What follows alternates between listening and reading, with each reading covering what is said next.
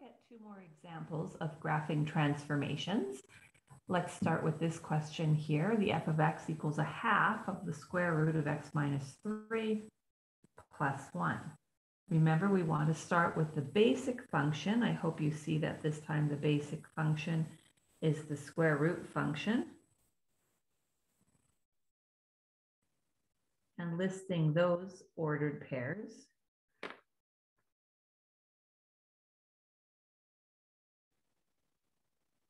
And remember, the next thing we want to do is look at any reflections, compressions, or stretches. You need to decide, are we changing x or y? Find the next set of ordered pairs for the first transformation. I hope you were able to see that 1/2 is outside of the function, and that means that 1/2 is multiplying our y variable. I always say that next, it doesn't matter whether you decide to do the minus 3 or plus 1. I usually choose to do whatever is affecting x next. Find us the next set of ordered pairs in this transformation. When we chose to do the x minus 3, we noted that because we have a minus 3 here, oops, what's going on?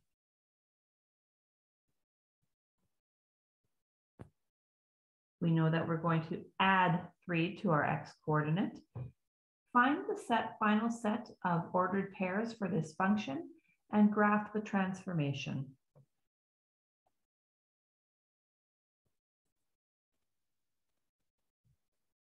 So we see that our final set of ordered pairs comes from that formula x plus 3, comma, a half y plus 1. That plus 1 is outside of the function, so we know that we're adding it to y. So this should be your final set of ordered pairs. And then your graph, which we see was given a vertical compression, we're multiplying by a number between 0 and 1, and then shifted 3 units to the right and 1 unit up, should look like this. Take a minute to write down the domain and range.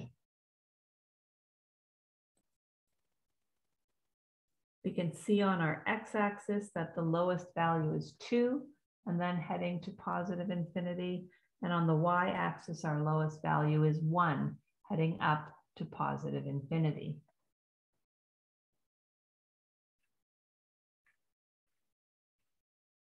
So one final transformation to practice.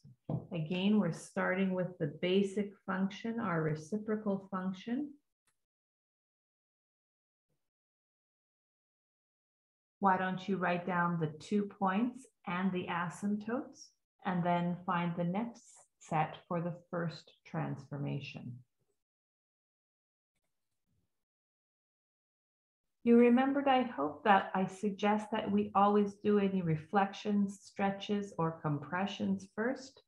So we saw there was a negative sign which outside of the function, which means we have a reflection across the x-axis. And of course, we're changing y.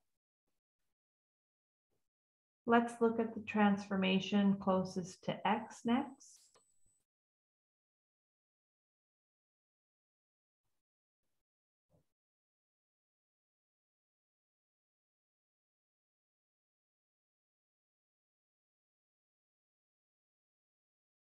Find the set of ordered pairs for this transformation.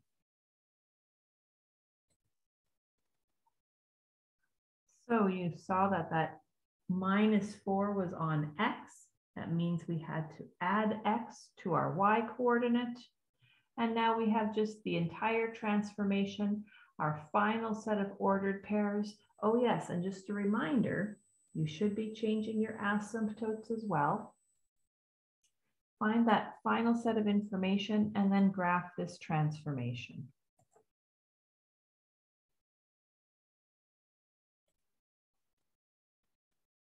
So this should have been your final set of information, 2 points, 3, 3, and 5, 1. And your asymptotes have changed. X equals 4 is your vertical asymptote. Y equals 2 is the horizontal asymptote. And I always like to graph the asymptotes first because it makes sense of where we're going to put our ordered pairs. We knew this would be a reflection because we had that negative. So we see that our graph looks like this. Remember, it's the same as that basic reciprocal function graph, but everything's just been shifted 4 units to the right and 2 units up.